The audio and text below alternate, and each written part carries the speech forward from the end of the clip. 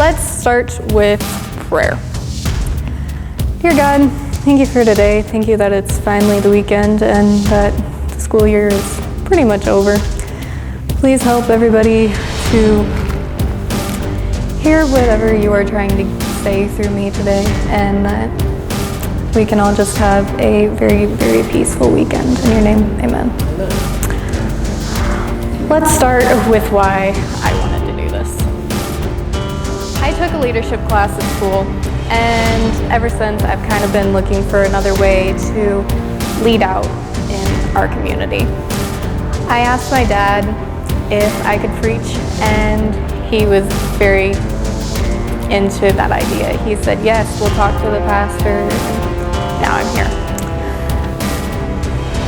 Today, if you guys don't get anything out of what I say besides what I'm saying now, I hope it's that no matter how lost you think you are, that Jesus is always going to come back and look for you.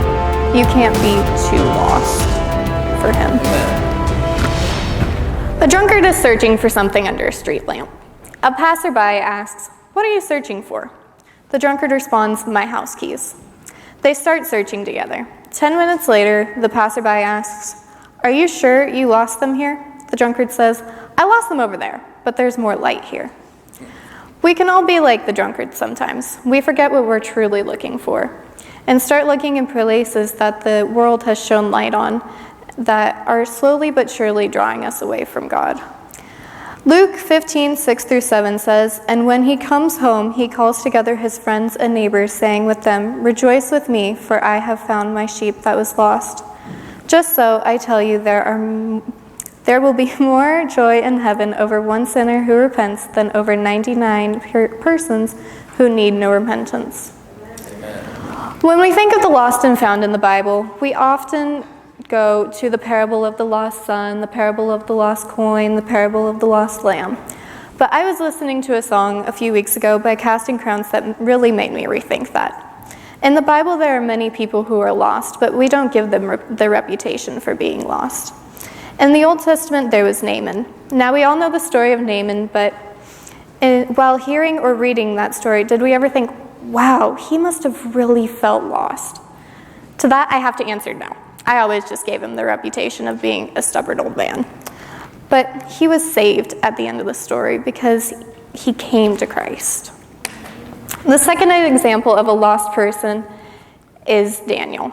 When he was in the lion's den, he had a very strong relationship with Christ, but he was human. He had to have almost undoubtedly have felt lost. This leads me to my next point. In Micah 7, the last part of verse 18 and then 19 says, "He does not retain anger forever because he delights in mercy. He will again have compassion on us and subdue our iniquities." In the New Testament, we read about healings that Christ did and all the miracles that he has done for us. One of my favorite stories is the one where he gives the blind man sight in John 9, 1-12. Let's open our Bibles and read this together. Or we don't have to, but anyway. As he went along, he saw a man blind from birth. His disciples asked him, "Rabbi, who sinned, this man or his parents, that he was born blind?" Jesus replied, "Neither this man nor his parents sinned, but this happened so that the works of God might be displayed in him. As long as it is day, we must do the work of him who sent me. Night is coming when no one can work. While I am in the world, I am the light of the world." After saying this, he spit on the ground, made some mud with the saliva, and put it on the man's eyes. "Go," he told him, "wash in the pool of Siloam." So the man went and washed and came home seeing. His neighbors and those who had formerly seen him begging asked, "Isn't this the same man who used to sit and beg?" Some claimed that he was. Others said, "No, he only looks like him." But if himself insisted, "I am the man." "How then were our eyes opened?" they asked. He replied, "The man they call Jesus made some mud and put it on my eyes. He told me to go to Siloam and wash. So I went and washed, and then I could see." "Where is this man?" they asked. "I don't know," he said. To me, this story is very humbling. Jesus didn't want the recognition for the healing. He knew that the Pharisees weren't going to be very happy with him, so he left. The blind man had been lost, needing help to get around his whole life. He suddenly had the ability to see for the first time. Jesus healed the man, and the first thing he got to see was how great God's love and compassion for us is. And isn't that just amazing? When we are lost, God will find us. As he found the blind man, he is willing to save us through our faith. Okay, the next story I want to talk about is the story of Joseph. Joseph is a great example of someone who was lost many times in his life. When Rachel, his mother, died, he felt lost because all the other children knew that his mom had been the favorite wife, so they didn't really like him. The problem with having multiple wives is that one is probably going to be the favorite, and that can sometimes mess up the whole family dynamic. The other wives and servants wanted to be the favorite, and they weren't. Then in turn, their kids also weren't the favorite. Now Joseph had been having dreams for many years about how he was going to be a big leader and lead everybody, and his siblings didn't like that. The problem was he didn't know how to be humble at this point.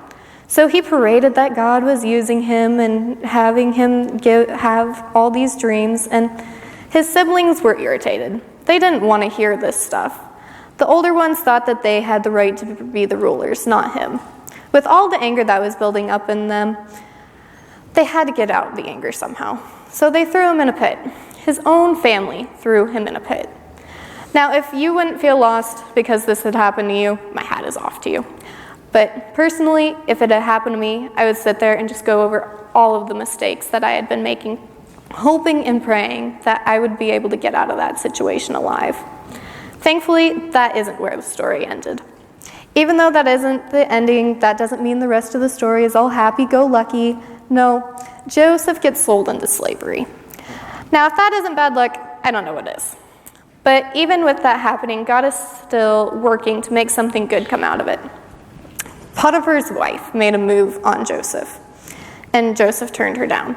So she told her husband that he had tried to rape her. This, of course, was untrue, but God had a plan, and it was already in motion. God wanted Joseph to go to prison so that he would be able to interpret dreams before the dream came to Pharaoh that the famine was coming. While in prison, Joseph interpreted 2 dreams. This happened so that Joseph would have a connection in the palace when Pharaoh got his dream, and so that he could, interpret it. Now Joseph is out of jail. He is in charge of Egypt. He is setting up the storehouses and planning for the famine that has been promised to come.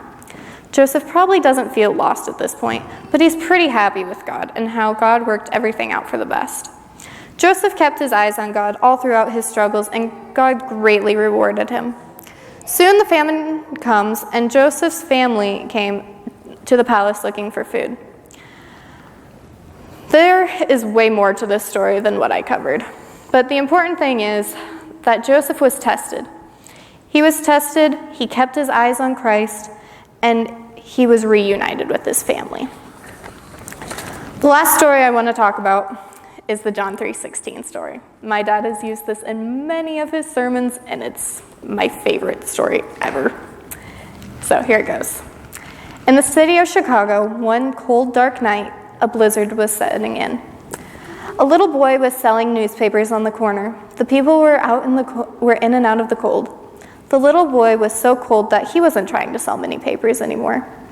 He walked up to a policeman and said, "Mister, you wouldn't happen to know where a poor boy could find a warm place to sleep tonight, would you? You see, I sleep in a box around the corner there and down the alley, and it's awful cold in there tonight. It sure would be nice to have a warm place to stay." The policeman looked down at the poor little boy and said, "You go down the street to that big white house and knock on the door. When they come out to the door, you say John 3:16, and they will let you in." So he did. He walked up the steps to the door and knocked on the door, and a lady answered. He looked up and said, "John 3:16. The lady said, "Come in, son."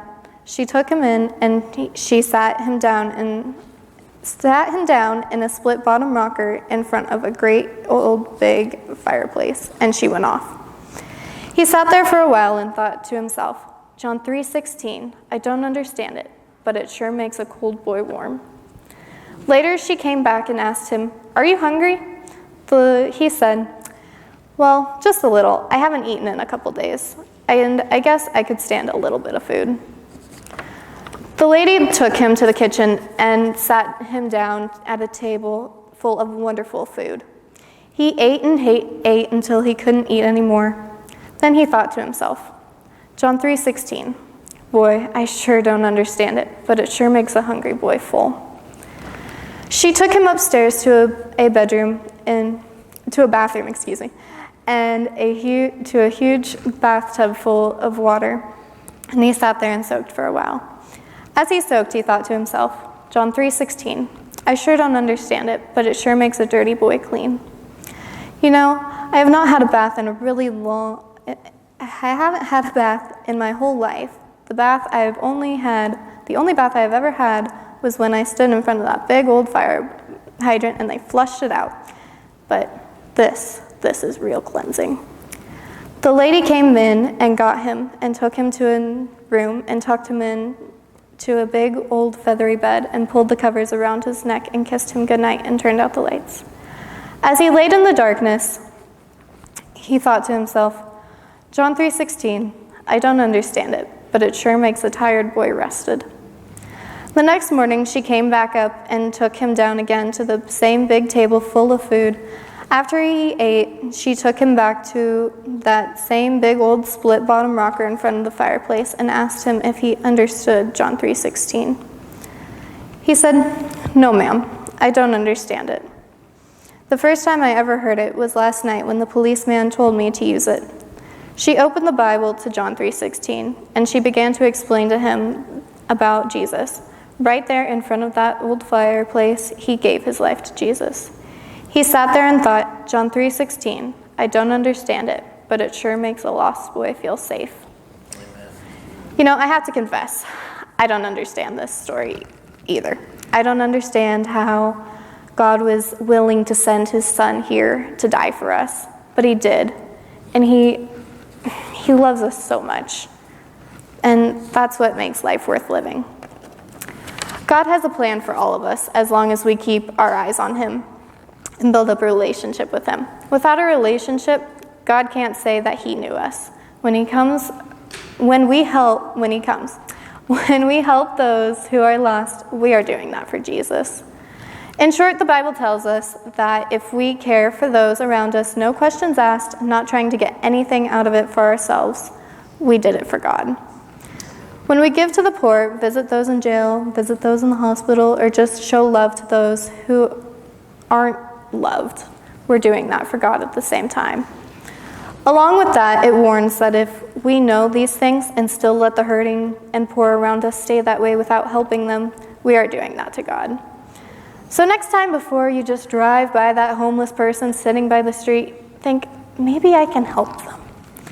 You don't want Jesus to come back and say that he doesn't know you.